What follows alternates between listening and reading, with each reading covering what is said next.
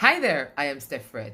Introvert, extrovert. Do you know that the ability to speak in front of a crowd or raise your voice when people are there or just walk into or bask into anywhere and speak does not necessarily translate to being confident?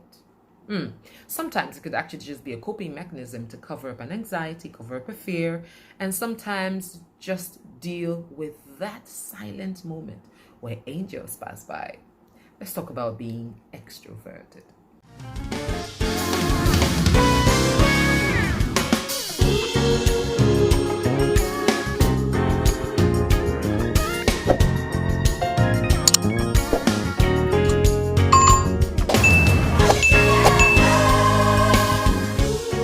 So let's go straight to it. There is this, by definition, an extrovert is a confident person, someone who is able to speak to anyone at any time, walk into a crowd. They say they're fantastic public speakers, right? Those are extroverts. They're able to talk to anyone at any time, anywhere. And introverts are the shy ones who get into a new environment for the first time and put just one foot down with the other one suspended up until they're comfortable with the place. But I believe that the dynamics actually change. It's not every time that the extroverted person is confident. Many times, if we're not careful, we would interpret talking too much. We interpret being loose-mouthed for being extroverted. We interpret being aggressive sometimes for being extroverted. And we also interpret that as being confident. And those are two different things. You can actually be confident in silence. You can actually be confident and keep quiet. And the way you speak in when you are confident, the way you speak your confidence is translated in different ways, such that it doesn't mean aggression. It doesn't mean being braggadocious or trying to fill up a space excessively, such that it is even evident that you are trying to prove that you're confident. It's a confidence that comes. It's a confidence that comes with charisma, that exudes not just from what you are saying, because the assumption is that when you're able to speak in a particular way, when you are able to talk, then you're confident. And communication is way beyond talking. Communication is way beyond opening the mouth to blab. Communication is a presence. Communication is a carriage. Communication is an existence that you have to be able to carry with you and bring with you to whatever place it is that you're presenting yourself.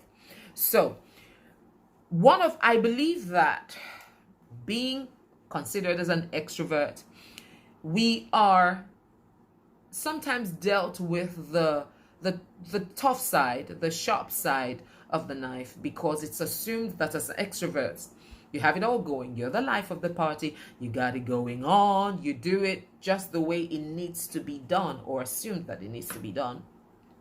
So extroverts always show up. Think about extroverts. They love to be the life of the party. They love to be in the center, because they just want to get people to laugh. They just want to get people to be the best of themselves. And the sad thing about that is that sometimes extroverts don't know when to stop being for other people and not being for themselves. So they're giving laughter and they're giving joy and they're giving raising enthusiasm wherever it is that they go, and they come back sometimes burned. And because they always give that edge of the stick, people assume that they should always give it. But the extroverts sometimes wants to be given. Many times they want to be given.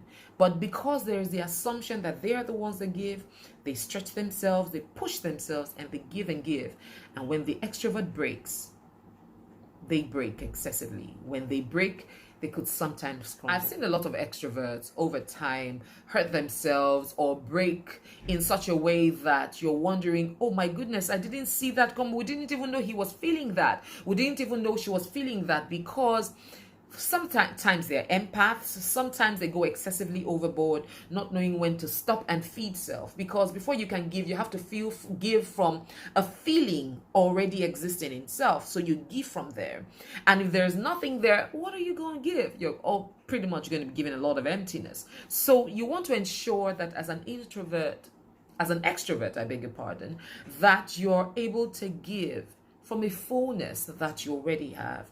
and that you know when to stop and refill, that you know when to stop and cry for help if you need help. Because many times it's also assumed that an extrovert is okay. So if you're looking for people to help and you're looking for people to support in their businesses, or you're looking for people to just hold their hands, you won't typically look at the extrovert. You would look at the introvert who is quiet in one corner, and you just feel like, oh, this person must be going through so much, but he can't talk because he's a quiet person. That person, he got it going on. You're the life of the party, now you're all right. But sometimes, many times, they may not be all right. So you want to try and ensure that you check up on your extroverted friends, check up on them, and ensure that they're really all right. And you know what? Of course, they'll tell you, I'm fine. Come on, I'm good. I got it going on. They don't always got it going on. No, they don't always have it going on. So you have to check on them and ensure that you support them where they need it, because many times they may need it, and like I said, they don't know how to express it. Another thing that we get lost at is we think that talking so much as an extrovert is actually showing how confident we are, like I said, and how well we can handle a situation. An extrovert, many times the extroverts do not know how to manage silence. They don't know how to just be quiet. So they feel that we need to keep talking to fill up the space. So an extrovert just got and just talking and talking. And if an extrovert is talking to an introvert, and then the extrovert stops talking and the introvert doesn't say anything, the extrovert is uncomfortable. I need to say something. I need to say something. No, you don't always need to say something. Sometimes silence is okay. Sometimes you can actually even break that silence by saying, what can we say right now? Or by just saying, it's silent and I'm wondering what to say. I'm uncomfortable with the silence. Do you have something to say? Or look for a nice way to just exit the situation, but not fill it up by talking, where you now become long-winded and you're just talking and talking, because we're trying to cover up an anxiety sometimes. And when it gets excessive, we stutter. And that stuttering comes because we're anxious of what to say next. I was in an interview once with a client. I was trying to find out if I could actually deliver on a particular thing. And then they got talking, and in an instant, they asked me some questions that I wasn't quite sure how to answer because I hadn't paused to think about it. I just felt that if I had paused, they would consider that, oh, I do not know what to say. And because I wanted it to seem like I had it all together, I needed to talk bam, bam, bam, bam, bam. But then I had nothing to say. I started to stutter. But because I've learned and I'm training and I've been working on the art of listening to myself, I knew when I started stuttering, and I paused, took a deep breath, found my comfortable space, and started talking from there, and I remained steady. Those are one of the tricks and treats of communication. You don't always have to talk. You have to know when to pause and breathe and ask yourself, do I need to talk now? Does this person want to hear me now? Or do I need to look for how to exit? Those are challenges that some extroverts could face. Or you just find yourself in a situation where you think you need to talk. No, you don't always need to talk. Sometimes silence is golden. And yes, you can actually be silent, knowing when to use silence and when to use extroversion, balancing it. So, are you that extrovert that finds it difficult to know when to just shush? Or you just think that you have to talk at the top of your voice, you have to be heard? It's good to be heard, but know how to balance, because there's a time and place for everything. And when you miss the timing, you miss the place, you miss the content, you miss the right audience, you could miss out and mess up your entire communication and mess up how you show up. Because it's not just about what you say, it's also how you show up. And if you are the introvert, I'm not quite introverted, but I have learned to draw things from the introvert, not from a place of shyness or from a place of uncertainty, but from a place of thinking through what I want to say. Because for every time you want to communicate, you want to make sure that you're communicating with a purpose, whether you want to convince, to influence, to entertain, to inform, whatever your reason is. But there has to always be a goal for showing up, for being, for showing up, for presenting whatever thing it is that you want to present, an idea, a perspective, an information, whatever it is. There has to be that center of balance. Where there is no balance, you would not know when to stop being introverted, to step forward and defend yourself or speak for yourself without aggression, without being abrasive towards anyone. And without that balance as an extrovert, you wouldn't know when to stop and just breathe and check and observe before you speak. So it's all about balance, the knowing that there's a time for everything, the time to shine like the sun, the sparky sanguine like some of us are. Sunshine, sparky, sanguine. We are extroverted, yes, but knowing how to balance and present at the right time. There's an adage that I love so much that says, no be as boy they taste scratch person, I they taste scratch. If you scratch anyhow, you go wound. That means, now on one part, it means that you do not respond to things with the gravity with which they present themselves, because if you do that, you would gravely hurt yourself. But now the other part is also finding balance. How do you find an equilibrium? How do you know how to engage and how to refrain from engaging? But just find the balance between how you show up, whether you're an extrovert, whether you choose to be extroverted or you choose to be introverted, whether it comes naturally or anything. And if you check it, all the people that have ever engaged that say, oh, they are introverts or they are extroverts, check, there is always something being hidden. There is always something that triggered something that made them consistently show up in that way. No child just comes and begins to show up in a particular way without having gone through an experience that shaped them, that shaped their minds. And those things begin to show up in ways that we sometimes don't understand, because over years, remember when I talked about what program are you running in my last video? Over years, we create coping mechanisms to cover up the experiences we've had of fear, of shame, of reproach, of whatever it is in the environment. And so to protect ourselves or to protect our space, to preserve our power, like I like to say in my communication classes, to preserve our power, we take up a coping mechanism that helps us to self-preserve.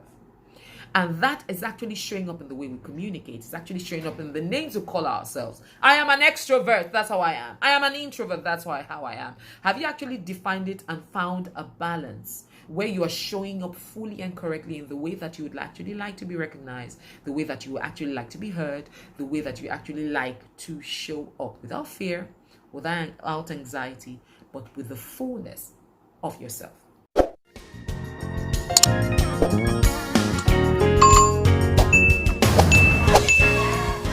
When you think of people that have alter egos, now the extrovert creates alter egos to self-protect, and the introvert creates alter egos to self-protect. The introvert could actually look for a fierce, that thing I want to be but I'm afraid to be, or I'll give myself a name and I'll come out so strong with knife, or maybe Shango, for example, or something.